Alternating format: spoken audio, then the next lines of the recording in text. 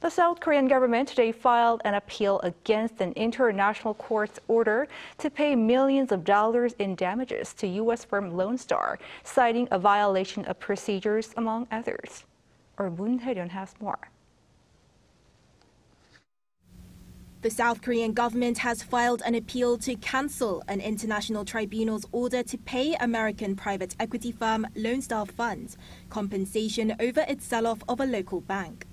On Friday, the Ministry of Justice announced that it had filed its appeal to the International Center for Settlement of Investment Disputes on the grounds of the ruling overstepping the tribunal's authority, it being a violation of related procedures, and that it had a lack of justification. The ministry argued that the verdict had been made without specifying details of the illegal acts of the South Korean financial authorities, as demanded by international law when acknowledging state responsibility in disputes.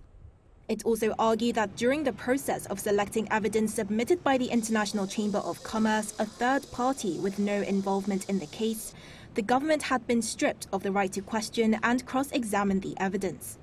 The appeal comes with 5 days left to spare until the ICSID's appeals deadline, following its ruling in August last year when it ordered Seoul to pay $216.5 million plus interest to Lone Star in compensation.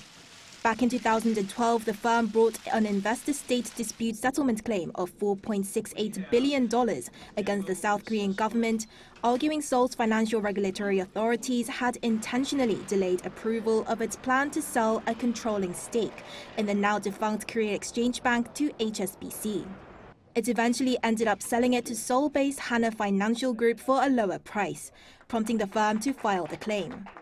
The ministry argued that the delay had only come about as a result of Lone Star's manipulation of stock prices and that there had been no evidence submitted to suggest that Lone Star had reasonable expectations to make a profit with the sale of KEB. With the compensation ordered by the ICSID lowered down to $216.01 million in May, Lone Star sought to cancel the order in July as it deemed the payment too small. Moon Hye-ryeon, Arirang News.